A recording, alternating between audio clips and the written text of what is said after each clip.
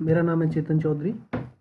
EVS NVS की expected cut off को लेकर आज हम चर्चा करने वाले हैं और ये चर्चा करेंगे तथ्यों के आधार पर, फैक्ट्स के आधार पर, क्योंकि ये एक ट्रेंड चला हुआ है कि व्यूज़ पाने के लिए कोई भी कट ऑफ लेकर आ जाते हैं और उनको मतलब कोई फैक्चुअल चीज़ें नहीं होती जिनमें वो प्रूव कर सकें कि कट ऑफ इन्होंने बताई है तो किस आधार पे बताई है।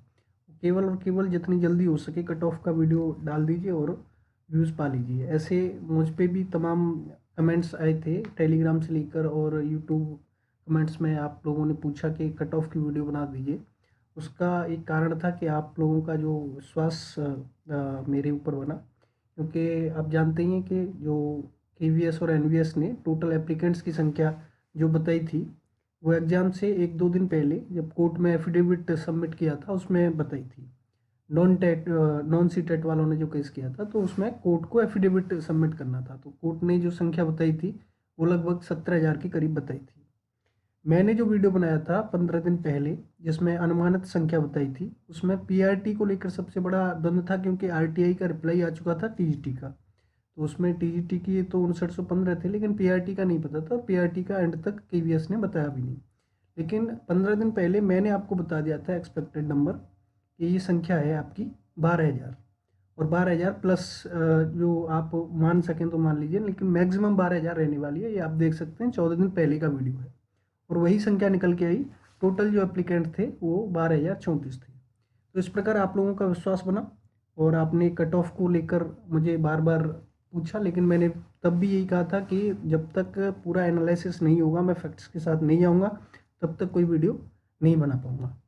तो फैक्ट्स इसमें पहले भी मैं कहता रहा हूँ कि जो डिफ़िकल्टी लेवल है एग्ज़ाम का, अब कुछ लोग तो एग्ज़ाम होने से पहले ही कट ऑफ पूछने लगे थे, लेकिन वो ऐसे निर्धारण नहीं होता। वो होता है आपका नंबर ऑफ़ स्टूडेंट्स, कितने लोगों ने अप्लाई किया है उस एग्ज़ाम के लिए और कितने लोग अपीयर हुए हैं उस एग्ज़ाम में। ठीक है, जैसे DSSB वाले एग्ज़ाम में 2022 वाले एग्ज़ाम में 12,000 लोगों ने आवेदन किया था और 6500 लोग अपीयर हुए थे उस एग्ज़ाम में।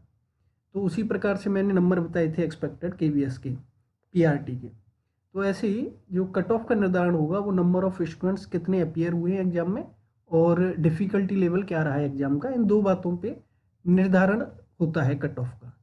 ठीक है, अब हम दोनों की चर्चा करेंगे आज, टीजीटी की और पीआरटी दोनों की चर्चा करेंगे। ठीक है, कितने बच्चे इसमें अपीयर हुए होंगे इस बारे में भी चर्चा करेंगे और एक्सपेक्टेड कट ऑफ आपकी क्या रहने वाली है इस बारे में चर्चा करेंगे। आप निश्चिंत हो सकते हैं, ये जो एक्सपेक्टेड कट ऑफ है ये ज़्यादा नहीं जाने वाली है। तो चलिए शुरू करते हैं। पहली बात करते हैं डिफ़िकल्टी लेवल की। तो डिफ़िकल्टी लेवल की अगर मैं बात करूं पीआरटी और टीजीटी दोनों एग्जाम्स की, तो दोनों एग्जाम्स में जो रीजनिंग था वो टाइम टेकिंग था। ठीक है, सबसे ज़्यादा बच्चों को परेशान किया वो रीजनिंग ने, क्योंकि सबसे पहले जो पेपर में अपियर हुआ वो रीजनिंग हुआ और रीजनिंग के 20 क्वेश्चन ने, अगर किसी ने रीजनिंग का स्टार्ट कर दिया करना और उसने कहा कि बाकी पेपर को बाद में देखूंगा, तो उसका कम से कम 1 घंटा, ये मिनिमम है 1 घंटा, ठीक है, रीजनिंग ने लिया है। ठीक है, 1 से सवा घंटा रीजनिंग ने लिया है। तो इसका मतलब आपके पास सिर्फ 1 घंटा बचता था बाकी सारे सब्जेक्ट्स के लिए, maths, GK, computer, English, Hindi, इन सब सब्जेक्ट्स के लिए 1 घंटा बचता था। चलिए, कुछ बच्चों ने क्या किया, रीजनिंग को पहले ही देख लिया कि इसका लेवल जो है थोड़ा लेंदी रह सकता है। हालांकि सारे क्वेश्चन ऐसे थे जो लग रहे थे कि ये हो जाएंगे, इसीलिए बच्चे करना शुरू कर दिए रीजनिंग को, लेकिन टाइम टेकिंग था, करते करते पता चला। ठीक है, मैथ्स का भी जो लेवल था वो बहुत आसान नहीं था, टाइम टेकिंग था। ठीक है, जीके किसी को मतलब अगर कोई एसएससी की भी प्रिपरेशन कर रहा है, ठीक है, और काफ़ी टाइम से कर रहा है, उसको भी भनक तक नहीं लगी कि जीके का लेवल ये होगा। ठीक है ना, जीके बहुत हाई लेवल की थी। बात करें आपकी कंप्यूटर, इंग्लिश और हिंदी की, कंप्यूटर मॉडरेट था। ठीक है, कंप्यूटर में अगर किसी ने लगभग 15 दिन पहले भी तैयारी करी होगी कंप्यूटर की, तो वो आराम से 15 क्वेश्चन कराया होगा। ठीक है, जो मेरा अनुमान है। ठीक है, वो आपका है, आप देख सकते हैं। इंग्लिश का लेवल बहुत ईजी था, जो हम कह सकते हैं ईजी कह सकते हैं ना, वही लेवल था पीआरटी में। ठीक है, टीजीटी की अभी मैं बात करूँगा, पीआरटी की बात कर रहा हूँ। तो इसका मॉडरेट लेवल था, इसमें भी 10 क्वेश्चन थे, तो 7 क्वेश्चन मान के चलिए, जो बच्चा इंग्लिश पढ़ रहा होगा वो 7 क्वेश्चन करके आया होगा। हिंदी का लेवल जो है वो बहुत ईजी था, वेरी इजी, तो इसमें 10 में से 10 मैक्सिमम बच्चे करके आए हैं हिंदी में।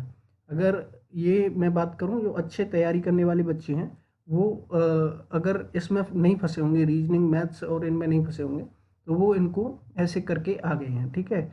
मान लीजिए इंग्लिश में कोई ज़्यादा भी कराया होगा, 10 भी कराया होगा, ठीक है। हिंदी में तो कन्फर्म है कि 10 मैक्सिमम बच्चे करके आए हैं। कंप्यूटर का 15, अब मान के चलिए नेगेटिव मार्किंग के साथ 15 बहुत नंबर होते हैं, ठीक है। बात आती है रीजनिंग मैथ्स और जीके की। अब मैंने जैसे कहा कि रीजनिंग में काफ़ी बच्चों ने शुरू से समय दे दिया, तो उन्होंने समय दिया तो उसका जो है मिलेगा तो सही उनको, ठीक है। तो उन्होंने 1 घंटा दिया, तो मान लीजिए 20 क्वेश्चन थे रीजनिंग के, और उन्होंने 20 में से लगभग 12 क्वेश्चन, ये एक मीडियम बच्चे की बात कर रहा हूँ मैं, जिसकी बहुत हाई फाई तैयारी नहीं थी और जो एग्जाम में अपियर हुआ था 1 महीने की तैयारी के साथ, ठीक है ना। तो वो 12 क्वेश्चन रीजनिंग के कराया है, ठीक है। मैथ्स के मान के चलिए आप कि जो 12 क्वेश्चन अगर मैथ के कराया है तो मैथ्स में बहुत ज़्यादा टाइम नहीं दे पाया होगा, तो 5 से 7 क्वेश्चन मैथ्स के मान के चलिए। अगर आपने कंप्यूटर, इंग्लिश और हिंदी में इतना किया है, जो कि रेयर चीज़ है, फिर आप इतना कर पाए होंगे रीजनिंग और मैथ्स में। ये बहुत कम लग रहे होंगे आपको नंबर कि 12 रीजनिंग में बता दिए और मैथ्स में 5-7 बता दिए और इसमें इतने इतने बता दिए। ये मैं बिल्कुल फैक्ट्स के साथ बता रहा हूँ आपको। अगर रीजनिंग और मैथ्स आपने शुरुआत में कर ली है तो इसके लिए आपके पास टाइम नहीं बचा है, जीके, कंप्यूटर, इंग्लिश और हिंदी के लिए, ठीक है। तो उसमें फिर क्या कराए हैं बच्चे, केवल टिक कराए हैं। कुछ बच्चे तो अंधाधुंध मार्किंग कराए हैं, ठीक है। उनको पता ही नहीं था कि जो कट ऑफ जो होगी वो बहुत लो रहने वाली है इस एग्ज़ाम की, डिफ़िकल्टी लेवल का उनको अंदाज़ा नहीं था। उन्हें लगा कि हमारी तैयारी ही कमज़ोर है, ठीक है। उन्होंने अपने ऊपर ले लिया कि हमारी तैयारी ही कमज़ोर है। तो डिफ़िकल्टी लेवल अगर मैं इजी, हार्ड, इजी, मॉडरेट और हार्ड में अगर इसको बताऊं तो मॉडरेट तो नहीं था, लेकिन हार्ड ज़रूर था। ये जो पेपर का लेवल था वो हार्ड था। सेम मैं पीआरटी और टीजीटी दोनों की बात करूं तो सेम दोनों में ही यही हाल रहा है बच्चों का, ठीक है ना। टीजीटी में भी पेपर मॉडरेट या इजी नहीं था, हार्ड था, पीआरटी से हार्ड था, ठीक है। तो टीजीटी का भी स्कोर बहुत ज़्यादा रहा नहीं है। अभी हमने डिफ़िकल्टी लेवल की बात कर ली, अब बात करते हैं नंबर ऑफ़ कैंडिडेट की। देखिए, जैसा मैंने आपको बताया था वही केवीएस ने ऑफिशियली जो कोर्ट में एफिडेविट सबमिट किया उसमें भी यही बताया कि जो नंबर ऑफ़ कैंडिडेट्स पीआरटी में है वो 12,034 हैं, ठीक है। तो 12,034 बच्चे हैं, और टीजीटी में जो आरटीआई का रिप्लाई आ गया था 5915 बच्चे हैं, ठीक है। तो नंबर ऑफ़ कैंडिडेट्स अपीयर आपको लग रहा होगा कि इसमें से सारे बच्चे अपीयर हो गए होंगे, लेकिन मैं मानता हूँ 2000 फीस थी इसकी, तो कोई भी बच्चा स्किप नहीं करना चाहेगा। लेकिन इसमें एक बहुत बड़ा रीज़न रहा कि सेंटर काफ़ी दूर थे आपके, जो एग्ज़ाम सेंटर था वो काफ़ी दूर था। तो आप जैसे 12,000 हैं इसमें से, तो 12,000 में से मान के चलिए 11,000, ये मैं मैक्सिमम संख्या बता रहा हूँ, 11,000 बच्चे आपके अपीयर हो गए होंगे इस एग्ज़ाम में, ठीक है, पीआरटी में 11,000 बच्चे, ठीक है।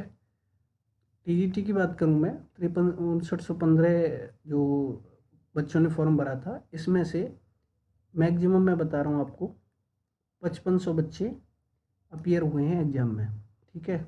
ये मैक्सिमम है। आगे बात करते हैं, आपके नंबर ऑफ़ कैंडिडेट्स अपीयर्ड की बात हो गई, डिफ़िकल्टी लेवल की बात हो गई। इसमें मैंने आपको मार्किंग भी बता दी, 49 या 50। ये आपका जो अच्छी खासी तैयारी की है, जिस बच्चे ने 1 डेढ़ 2 महीने से अच्छी खासी तैयारी कर रहा था, वो बच्चा करके आया है 1.5 महीने से जो तैयारी कर रहा था, ठीक है ना। 49 और 50 के उस पे लेवल पे। अब जो बच्चा बिल्कुल पेपर देने ही गया था वो इतना नहीं कर पाया, ठीक है, वो एग्ज़ाम में कन्फ्यूज ही हुआ है उल्टा, और इसमें नेगेटिव मार्किंग ने बहुत बड़ा रोल अदा किया है, ठीक है।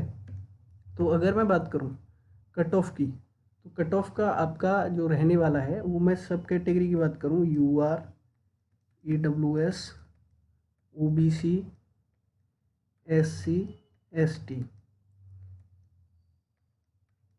ठीक है। यहाँ मैं एक कट ऑफ का हवाला भी दूंगा जो कि है डीएसएसबी। डीएसएसबी में जो है ओबीसी से आप कंपेयर मत करिएगा, ओबीसी की कट ऑफ बहुत लो रहती है, क्योंकि ओबीसी में जो होते हैं वो केवल दिल्ली के बच्चे होते हैं D++ में। बाहर के बच्चे अगर जो अदर स्टेट के होते हैं वो OBC में नहीं गिने जाते दिल्ली में। उसी का अगर मैं हवाला दूँ तो जो 2022 वाला एग्ज़ाम था उसमें UR की कट ऑफ 107 थी। टोटल 200 नंबर का जो होता है वो पेपर होता है, और EWS की कट ऑफ 85 थी। EWS में कंपेरेटिवली बहुत कम बच्चों ने आवेदन किया था। OBC की कट ऑफ लगभग 80 के आसपास थी। SC की भी 85-84 थी, और ST की लगभग 70 के आसपास थी। तो ये D++ की थी। लेकिन यहाँ पे बिल्कुल अपोजिट आपके जो वो हो रहा है आपका, मतलब एग्जाम का डिफ़िकल्टी लेवल से लेके और हर चीज़ D++ से भिन्न है। तो आप D++ से कंपैरिजन ना ही करें तो ठीक है। लेकिन अगर मैं बताऊँ आपकी जो UR की कट ऑफ है PRT में, ये मैं PRT की बता रहा हूँ, ठीक है। PRT में UR की कट ऑफ आपकी 50 माइनस मान के चलो, ये मैक्सिमम है, ठीक है 50। और आप अगर मिनिमम मान के चलो तो 48 टू 50 आपकी UR की कट ऑफ रहेगी PRT में। और आप इससे नीचे मान के चल सकते हैं, लेकिन ऊपर नहीं जाएगी, ये आप लिख लीजिए, ठीक है। EWS की कट ऑफ मैक्सिमम बता रहा हूँ मैं, EWS की आपकी 46, ठीक है। और अगर मिनिमम बताऊँ तो ये रह सकती है आपकी 43, ठीक है। ओबीसी की आपकी, क्योंकि ओबीसी का पूरे ऑल इंडिया का ओबीसी वैलिड है इसमें, तो ओबीसी की भी आपकी 46 और 44 के बीच में रहेगी, ठीक है। 46 और 44 के बीच में रहेगी। और एससी की रह सकती है आपकी 42 और 40 के बीच में। एसटी का पूरी तरीके से अनुमान नहीं लगाया जा सकता, कम भी जा सकती है, ठीक है। अगर बात हम टीजीटी की करें, टीजीटी की, तो टीजीटी में आपके नंबर ऑफ़ कैंडिडेट्स थे 5915, ठीक है। और 5915 में जो KVS और NVS दोनों को जो बच्चे लेने हैं वो 10,000 लेने हैं, ठीक है। क्यों लेने हैं 10,000? क्योंकि आपकी सीट हैं 1,000, टोटल सीट कितनी है 1,000। और यहाँ पे कौन सा फार्मूला चल रहा है? टायर 1 में 10x का फार्मूला। तो 5915 बच्चे हैं टोटल, और 10,000 लेने हैं। तो आप ये मान के चलिए कि टीजीटी में सबका हो जाएगा, ठीक है। लेकिन अभी तक नियमानुसार तो यही होना चाहिए कि सबका हो जाना चाहिए, ठीक है। लेकिन फिर भी मैं एक वर्स्ट सिनेरियो बता रहा हूँ कि जहाँ पे KVS और NVS कट ऑफ लगा सकते हैं, ठीक है, कि हम इससे नीचे नहीं लेंगे। तो आप ये मान के चलिए कि 33%, यानी 33 मार्क आपके अगर टीजीटी में बन रहे हैं तो आप इस कट ऑफ को पार कर रहे हैं, ठीक है। 33 अगर टीजीटी में बन रहे हैं तो अगर मान लीजिए 33% टीजीटी का हो गया आपका, और आप इस हिसाब से ओबीसी और SC ST जो भी हैं उनके रिजर्वेशन के आधार पे लगा सकते हैं। इससे नीचे ही रहेंगे वो, ठीक है। लेकिन UR का 33 पे हो जाएगा, ठीक है, अगर वर्स्ट सिनेरियो में कट ऑफ लगाते हैं तो, ठीक है। लेकिन अगर नहीं लगाते हैं तो जो बच्चे अपीयर हुए हैं टीजीटी में उन सब का हो जाना है, ठीक है। तो ये चर्चा थी आज की कट ऑफ को लेकर, ठीक है।